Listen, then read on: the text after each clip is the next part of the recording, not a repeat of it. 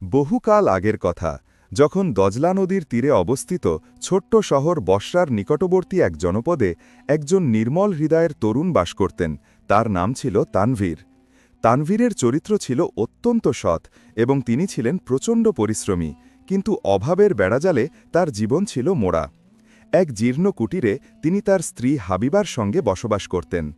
তানভীর প্রতিদিন সকালে ফজরের সালাত আদায় করার পর তার ছোট কারখানাটিতে যেতেন, যেখানে তিনি কাঠ দিয়ে নানা রকম পাত্র তৈরি করতেন। এই কারখানাটি ছিল বসরার বাজারের এক কোণে এবং তিনি তার পেশাকে গভীরভাবে ভালোবাসতেন। তিনি সবসময় এই কথা বলতেন, আমার জীবিকা একমাত্র আল্লাহই দান করেন, আমি শুধু নিজের প্রচেষ্টাটুকু করে যাই। জনপদের সকলেই তানভীরের সততা এবং পবিত্র হৃদয়ের প্রশংসা করত। এমনকি সেখানকার বিত্তশালী লোকেরাও তার হাতে তৈরি পাত্র সংগ্রহ করতে আসত এবং তার কারিগরি দক্ষতার উচ্চ প্রশংসা করত। তানভীর কখনও কারো কাছ থেকে অতিরিক্ত অর্থ নিতেন না। তিনি বিশ্বাস করতেন যে অসততা বা বেইমানির মাধ্যমে অর্জিত অর্থ কোনোদিন জীবনে বরকত, কল্যাণ বা প্রাচুর্য আনতে পারে না। এক বছর জনপদে ভয়ানক খরা দেখা দিল। আকাশ থেকে এক ফোঁটা বৃষ্টিও নামল না, ফলে সমস্ত শস্যক্ষেত্র শুকিয়ে ফেটে গেল এবং মানুষের ঘরে খাওয়ার মতো সামান্য শস্যদানাও আর অবশিষ্ট রইল না। বাজারের পরিস্থিতি এমন দাঁড়ালো যে সামান্য এক টুকরো রুটির জন্য মানুষ মারামারি শুরু করে দিল। তানভীরের দোকানেও ক্রেতাদের আনাগোনা কমে গেল, কারণ মানুষ তখন শুধুমাত্র অত্যন্ত প্রয়োজনীয় জিনিসপত্র কেনা সামর্থ্য রাখত। হাবিবা দুশ্চিন্তায় কাতর হতে শুরু করলেন যে এখন তাদের সংসার কিভাবে চলবে, কিন্তু তানভীর তাকে পূর্ণ আশ্বাস দিলেন, চিন্তা করো না, তুমি তোমার সৃষ্টিকর্তার উপর সম্পূর্ণ বিশ্বাস রাখো, তিনি নিশ্চয়ই আমাদের সংকট থেকে উদ্ধার করবেন। আমি আজও আমার কাজ চালিয়ে যাব, তিনি আমাদের জীবিকা প্রদানকারী। হাবিবা তার স্বামীর দৃঢ় বিশ্বাস এবং অবিচল ধৈর্য দেখে বিস্ময়ে অভিভূত হলেন। দিনগুলো কেটে যেতে লাগল, পরিস্থিতি আরও জটিল ও কঠিন হতে লাগল। তানভীরের কাছে সঞ্চিত অর্থ প্রায় শেষ হয়ে এসেছিল, কিন্তু আল্লাহর প্রতি তার বিশ্বাস এতটুকুও বিচলিত হল না। তিনি প্রতিদিন তার দোকানে যেতেন, নিষ্ঠার সাথে কাঠের পাত্র তৈরি করতেন এবং সন্ধ্যায় যা কিছু উপার্জন হতো তাই দিয়ে কোনো মতে জীবন চালিয়ে আল্লাহর অশেষ করুণার জন্য কৃতজ্ঞতা প্রকাশ করতেন। একদিন তার দোকানে এক অপরিচিত ব্যক্তি এলেন। তিনি এমন পোশাক পরেছিলেন যা দেখে মনে হচ্ছিল তিনি কোনো দীর্ঘ সফর শেষে এসেছেন। তার চেহারা ছিল ক্লান্ত, কিন্তু চোখে এক অদ্ভুত জ্যোতি বা আকর্ষণীয় দীপ্তি ছিল। তিনি বললেন, আমার জন্য একটি খুবই বিশেষ ধরনের পাত্রের প্রয়োজন, তুমি কি সেটা তৈরি করতে পারবে? তানভীর আগ্রহ নিয়ে সেই পাত্রটির বিস্তারিত বিবরণ জানতে চাইলেন। অপরিচিত লোকটি এমন একটি পাত্র তৈরির জন্য বললেন যা তৈরি করা ছিল অত্যন্ত দুঃসাধ্য এবং এর জন্য বিশেষ কাঠ দরকার ছিল। তানভীর মনে মনে ভাবলেন, কাজটি নিঃসন্দেহে কঠিন, কিন্তু আমি আল্লাহর উপর তাওয়াক্কুল বা ভরসা রেখে শুরু করব, তিনি আমাকে সাহায্য করবেন।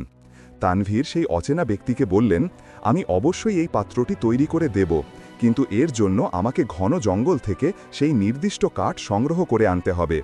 এই যাত্রাটি খুব বিপজ্জনক, কিন্তু আল্লাহর ওপর ভরসা রেখে আমি আগামীকালই যাত্রা করব। অপরিচিত লোকটি সামান্য হাসলেন এবং এরপর সেখান থেকে চলে গেলেন। রাতে তানভীর তার স্ত্রী হাবিবাকে জানালেন যে তিনি পরদিন গহীন অরণ্যে যাবেন। এই কথা শুনে হাবিবা খুবই ভীত হয়ে উঠলেন। জঙ্গলে তো কত হিংস্র প্রাণী থাকে, আর এই খরার সময় তারা আরও বেশি আক্রমণাত্মক হয়ে ওঠে।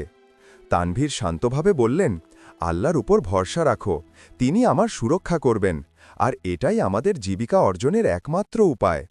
পরের দিন ভোরে ফজরের সালাত শেষ করার পর তানভীর সফরের সব প্রস্তুতি নিলেন। হাবিবা তার জন্য সামান্য কিছু খাবার এবং জল প্রস্তুত করে দিলেন। তানভীর তার কুড়ালটি হাতে নিলেন এবং বিসমিল্লা বলে জঙ্গল অভিমুখে যাত্রা করলেন। হাবিবা ঘরে বসে কেবল এই দোয়া করতে লাগলেন যে আল্লাহ যেন তার স্বামীকে নিরাপদে রক্ষা করেন। জঙ্গল গ্রাম থেকে অনেক দূরে ছিল। তানভীর তার সমস্ত শক্তি দিয়ে হেঁটে চললেন।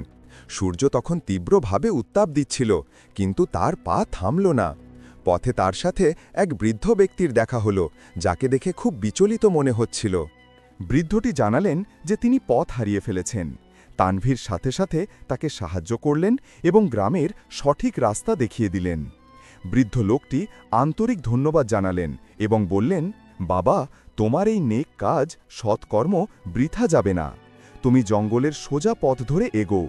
একটি হ্রদের ঝিলের কাছে গেলে তুমি সেই বিশেষ কাঠ খুঁজে পাবে যার সন্ধানে তুমি এসেছ। এই কথা শুনে তানভীর অবাক হয়ে গেলেন যে বৃদ্ধ লোকটি কিভাবে জানলেন যে তিনি কাঠ খুঁজছেন। তবে তিনি এই ভেবে শান্তি পেলেন যে এটা নিশ্চয়ই আল্লাহর পক্ষ থেকে আসা কোনো সাহায্য। তিনি সামনের দিকে এগিয়ে গেলেন এবং অবশেষে ঘন জঙ্গলের ভেতরে প্রবেশ করলেন। দূর দূর থেকে নানা বন্য প্রাণীর গর্জন শোনা যাচ্ছিল। দীর্ঘ পথ চলতে চলতে দুপুর হয়ে গেল। তানভীর একটি বিশাল গাছের নিচে বসলেন, খাবার খেলেন এবং আল্লাহর প্রতি কৃতজ্ঞতা প্রকাশ করলেন। হঠাৎ তিনি দেখতে পেলেন যে একটি ছোট হরিণ শাবক তার দিকে আসছে। হরিণটির একটি পা আহত ছিল এবং সে খুঁড়িয়ে খুঁড়িয়ে হাঁটছিল।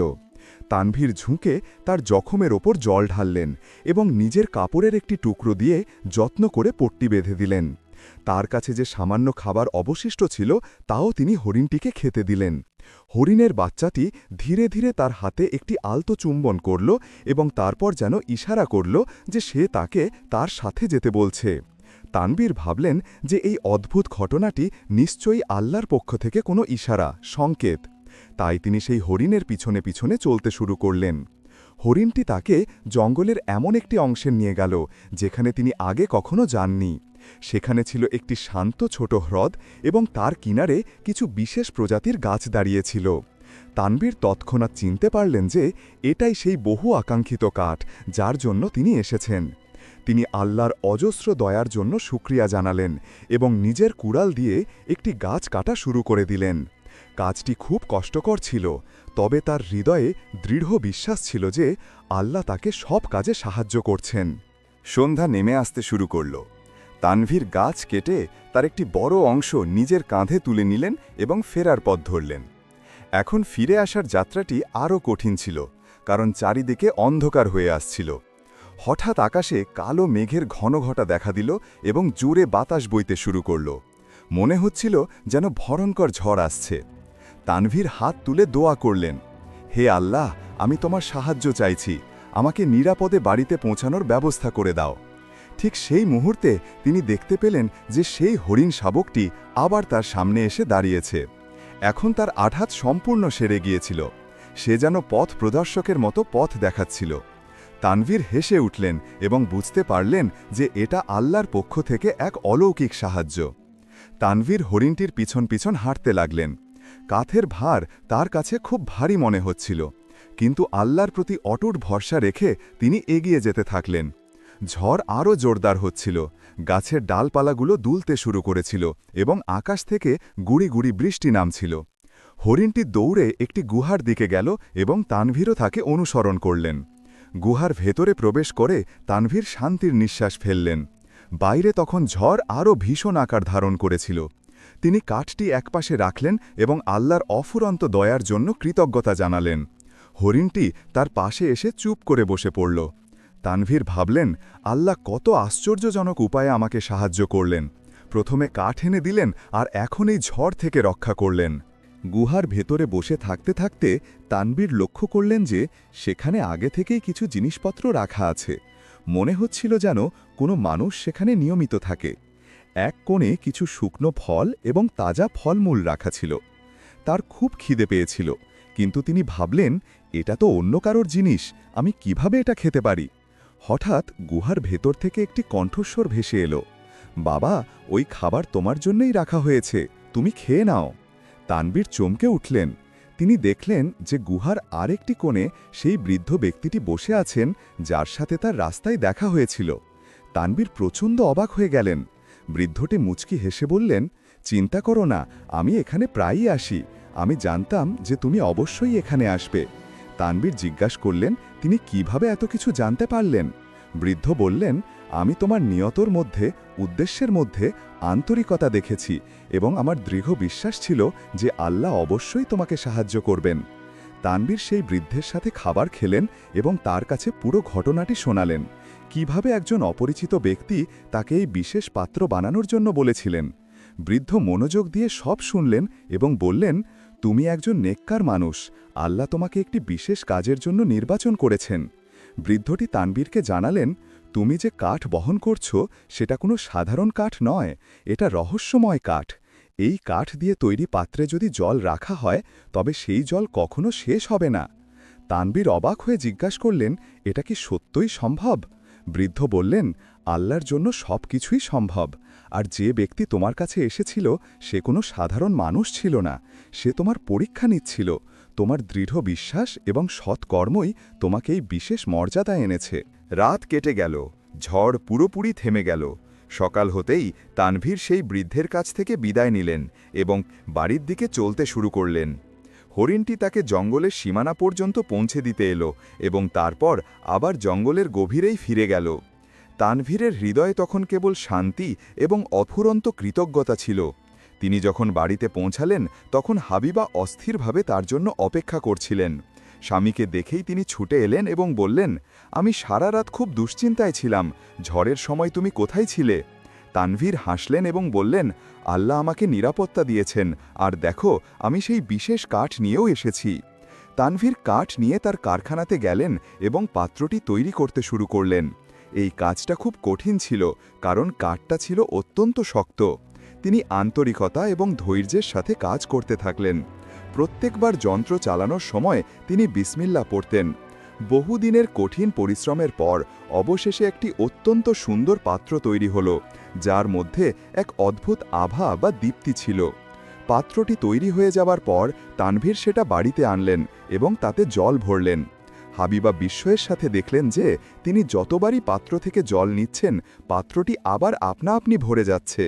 দুজনের চোখেই তখন আনন্দের অশ্রুধারা নেমে এলো। তারা দুজনেই সিজদা করে আল্লাহর প্রতি গভীর কৃতজ্ঞতা প্রকাশ করলেন। তানভীর বললেন, দেখো আল্লাহর ওপর ভরসা রাখার এই ফল। এখন আমাদের কাছে সবসময় জল থাকবে। জনপদে খরার কারণে জলের মারাত্মক অভাব ছিল। তানভীর হাবিবাকে বললেন, আমরা এই জল সবার সঙ্গে ভাগ করে নেব। হাবিবা হেসে বললেন, আপনি সব সময় অন্যেরা উপকার করতে চান, আল্লাহ আপনার উপর বরকত কল্যাণ বর্ষণ করুন। তারা দুজনে মিলে জনপদের লোকেদের জল দেওয়া শুরু করলেন। মানুষজন অবাক হয়ে ভাবতে লাগল যে তানভীরের কাছে এত জল কোথা থেকে আসছে। কিছু লোক তার বাড়িতে এলো এবং দেখল যে পাত্র থেকে অবিরাম জল বেরোচ্ছে। একজন বয়স্ক জ্ঞানী ব্যক্তি বললেন, এটা তো আল্লাহর অলৌকিক ক্ষমতা। তানভীর বললেন, হ্যাঁ, এটা আল্লাহর ওপর সম্পূর্ণ বিশ্বাস রাখার ফল। জনপদের ধনী লোকেরাও এই ঘটনা জানতে পারল। তাদের মধ্যে একজন এসে বলল, আমার কাছে এই পাত্রটি বিক্রি করে দাও, আমি তোমাকে বিপুল পরিমাণ অর্থ দেব। তানভীর হেসে উত্তর দিলেন, এটা আল্লাহর পক্ষ থেকে পাওয়া এক বিশেষ উপহার, নেমত। এটা বিক্রির জন্য নয়, সকলের উপকার করার জন্য। জনপদের লোভী সর্দারদের এই কথা ভালো লাগল না। তারা নিজেদের মধ্যে পরামর্শ করল যে কিভাবে এই পাত্রটি তানভীরের কাছ থেকে কেড়ে নেওয়া যায়। একজন বলল, চলো ওকে একটা মিথ্যে অভিযোগে ফাঁসিয়ে দেই, তারপর পাত্রটি আমাদের দখলে চলে আসবে। অন্য একজন বলল, হ্যাঁ, ওকে চুরির অপবাদ দেওয়া যাক। পরের দিন কিছু সৈন্য সিপাহীকে সঙ্গে নিয়ে সর্দারেরা তানভীরের বাড়িতে পৌঁছাল। তারা বলল, তোমার বিরুদ্ধে অভিযোগ আছে যে তুমি বাদশাহের সম্পদ চুরি করেছ। আমাদের তোমার বাড়িতে তালাশি চালাতে হবে। হাবিবা খুব ভয় পেয়ে গেলেন, কিন্তু তানভীর বললেন, চিন্তা করো না, আল্লাহর উপর ভরসা রাখো, তিনি নিশ্চয়ই আমাদের রক্ষা করবেন। সৈন্যরা পুরো বাড়ি তন্ন তন্ন করে খুঁজল, কিন্তু কিছুই পেল না।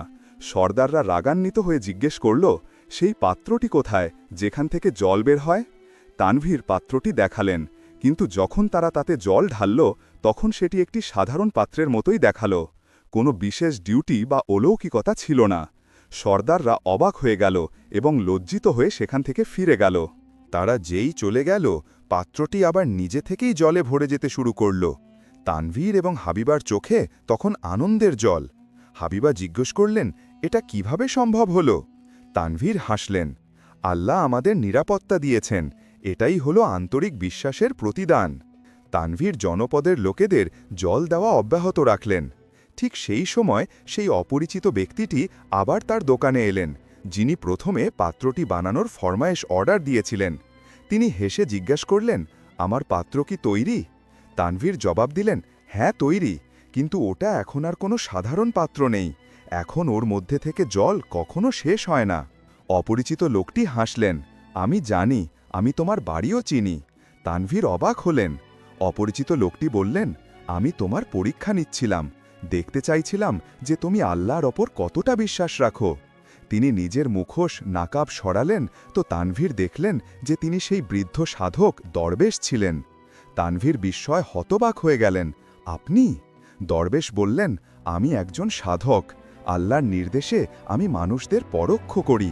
তোমার আল্লাহর ওপর অবিচল বিশ্বাস দেখে আমার নিশ্চিত বিশ্বাস জন্মালো যে তুমি এই আশীর্বাদের যোগ্য। তানভীরের চোখ ভরে জল এলো। দরবেশ তানভীরকে বললেন, এই পাত্রটি একটি পবিত্র আমানত। এর যত্ন নেবে। এর জল শুধু সেই লোকেদের দেবে যাদের প্রকৃত প্রয়োজন আছে, লোভী বা স্বার্থপর লোকেদের নয়। তানভীর ওয়াদা করলেন যে তিনি আল্লাহর দেওয়া এই আশীর্বাদের সঠিক ব্যবহার করবেন। খবর পুরো অঞ্চলে ছড়িয়ে পড়ল যে তানভীরের কাছে একটি রহস্যময় পাত্র আছে। দূর দূরান্ত থেকে মানুষজন আসতে লাগল। কেউ ছিল প্রকৃত অভাবী, তো কেউ কেবল তামাশা দেখতে। তানভীর প্রতিটি প্রয়োজনীয় মানুষকে জল দিতেন, কিন্তু কাউকে পাত্রটি দেখাতেন না। তিনি দরবেশের উপদেশ মনে রেখেছিলেন। জনপদের সর্দারদের মনে তানভীরের প্রতি ঈর্ষা জন্মাল।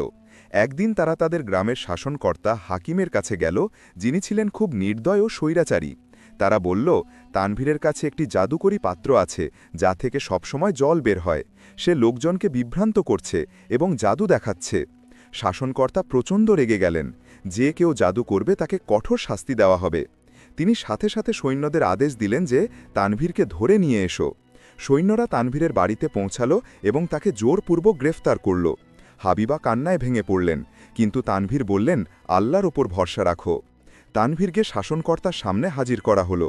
শাসনকর্তা রাগে গর্জন করে বললেন, শুনেছি তোমার কাছে জাদুকরী পাত্র আছে, সেটা অবিলম্বে আমাদের হাতে তুলে দাও। তানভীর জবাব দিলেন, ওই পাত্র আল্লাহর আশীর্বাদ, গরিবদের সাহায্যের জন্য, অত্যাচারের জন্য নয়। শাসনকর্তার মুখ রাগে লাল হয়ে গেল। তুমি আমার আদেশ অমান্য করছো, আমি তোমাকে কারাগারে কয়েদখানায় আটকে রাখব। তানভীর শান্তভাবে বললেন, আপনি আমাকে বন্দি করতে পারেন, কিন্তু আল্লাহর নেয়ামতকে নয়। আমার আল্লাহর ওপর পূর্ণ বিশ্বাস আছে, তিনিই আমাকে এই বিপদ থেকে মুক্ত করবেন। শাসনকর্তা আদেশ দিলেন যে তানভীরকে কারাগারে নিক্ষেপ করা হোক। রাত নামার আগেই পুরো অঞ্চলে গুজব ছড়িয়ে পড়ল যে তানভীরকে গ্রেফতার করা হয়েছে। মানুষের মনে অস্থিরতা সৃষ্টি হল, বিশেষ করে সেই গরিবদের মধ্যে যাদেরকে তানভীর জল সরবরাহ করতেন। হাবিবা পাত্রটি লুকিয়ে রাখলেন এবং দরবেশের সন্ধানে বেরিয়ে গেলেন। তার দৃঢ় বিশ্বাস ছিল যে তিনিই তাদের সাহায্য করবেন। তিনি কাঁদতে কাঁদতে আকুলভাবে দোয়া করছিলেন, হে আল্লাহ, আমরা তোমার উপর ভরসা রেখেছি, আমাদের সাহায্য করো। ঠিক সেই মুহূর্তেই আকাশে মেঘের ঘন ঘটা দেখা দিল, যেন বর্ষণ হতে চলেছে। হঠাৎ প্রবল বৃষ্টি শুরু হয়ে গেল, এমন প্রচণ্ড বৃষ্টি যা বহু বছর ধরে হয়নি। জনপদের লোকেরা অবাক হয়ে গেল। সবাই বাইরে বেরিয়ে এলো এবং বৃষ্টিতে ভিজতে লাগল। শাসনকর্তার রাজপ্রাসাদে জল ঢুঁকতে শুরু করল। চারিদিকে শুধু জল আর জল। শাসনকর্তা ভয় পেয়ে গেলেন। এসব কি হচ্ছে? রাস্তায় হাবিবার সাথে সেই দরবেশের দেখা হলো। তিনি বললেন, ভয় পেও না, বৃষ্টি শুরু হয়ে গেছে, আল্লাহ তোমার দোয়া কবুল করেছেন। হাবিবা কেঁদে বললেন, কিন্তু আমার স্বামী কারাগারে বন্দী। দরবেশ হাসলেন এবং বললেন, যে আল্লাহর ওপর ভরসা রাখে তাকে কেউ বন্দী রাখতে পারে না। শাসনকর্তার প্রাসাদ জলে ভরে গেল। তিনি এবং তার সৈনিকরা ছাদের ওপর উঠে গেলেন। কারাগারও জলে ভরতে লাগল। তবে আশ্চর্যজনক ব্যাপার এই ছিল যে যেখানে তানভীর বসেছিলেন সেখানে জল পৌঁছালই না। তানভীর শান্ত মনে বসেছিলেন এবং আল্লাহর শুকরিয়া আদায় করছিলেন। জনপদের লোকেরা একত্রিত হল এবং শাসনকর্তার রাজপ্রাসাদের দিকে এগোতে লাগল। তারা সরে স্লোগান দিল, তানভীরকে মুক্তি দাও, তানভীরকে মুক্তি দাও। শাসনকর্তা ভয় পেয়ে গেলেন এবং সৈনিকদের বললেন, যাও, তানভীরকে ছেড়ে দাও, এই সব তারই কারণে হচ্ছে। সৈনিকরা কারাগারে পৌঁছালো তো দেখল দরজাগুলো খোলা এবং তানভীর বাইরে আসছেন। তারা বিস্ময়ে জিজ্ঞাসা করল, দরজা কিভাবে খুলল? তানভীর বললেন, সেই দরবেশ এসেছিলেন এবং বলেছিলেন যে বাইরে যাও, তোমার জনপদ তোমার জন্য অপেক্ষা করছে। তানভীর বাইরে এলেন তো দেখলেন সবাই তার জন্য অপেক্ষা করছে। বৃষ্টি থেমে গিয়েছিল, চারিদিকে সবুজ সতেজতা ছেয়ে গিয়েছিল। হাবিবা দৌড়ে এসে তার স্বামীর সাথে মিলিত হলেন। দরবেশও সেখানে উপস্থিত ছিলেন। তিনি সবাইকে স্নিগ্ধ হাসি উপহার দিলেন এবং তারপর হঠাৎ অদৃশ্য হয়ে গেলেন। আকাশে একটি ঐশ্বরিক আলো ঝলসে উঠল এবং দরবেশের কণ্ঠস্বর শোনা গেল, এই সব আল্লাহর ওপর বিশ্বাসের ফল।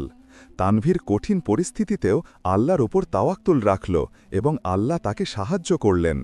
মনে রেখো, আল্লাহ তার বান্দাদের কখনো একা নিঃসঙ্গ ছেড়ে দেন না। শাসনকর্তা তার প্রাসাদ থেকে বাইরে এলেন এবং তানভীরের সামনে হাঁটু গেড়ে বসলেন। আমাকে ক্ষমা করে দিন, আমি আপনার ওপর অবিচার করেছি। আমি দেখলাম কিভাবে জল আমার প্রাসাদকে ধ্বংস করল, কিন্তু আপনার কোনো ক্ষতি করতে পারল না। এখন বুঝতে পারলাম যে আল্লাহ সেই মানুষদের সুরক্ষা করেন যারা তার ওপর বিশ্বাস রাখে। জনপদে খরা শেষ হয়ে গেল, সব দিকে শ্যামলতা ছেয়ে গেল। মানুষের এখন জলের কোনো অভাব রইল না। কিন্তু তবুও তারা তানভীরের দোকানে আসত এবং তার অলৌকিক কাহিনী শুনত। তানভীর সেই রহস্যময় পাত্রটি সযত্নে রেখে দিলেন, কারণ দরবেশ বলেছিলেন যে যখনই প্রয়োজন হবে এটা কাজে আসবে। বছরগুলো কেটে গেল। তানভীর এবং হাবিবা অনেক লোকের সাহায্য করলেন।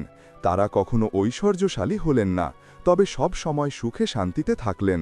লোকরা তাদের কাহিনী শুনত এবং এই শিক্ষা নিত যে কঠিন সময় আল্লাহর ওপর ভরসা রাখা উচিত, কারণ যে আল্লাহর ওপর ভরসা রাখে আল্লাহ তাকে কখনো হতাশ করেন না। বন্ধুরা, জীবনে যখন কষ্ট আসে তখন আমরা প্রায়ই ঘাবড়ে যাই।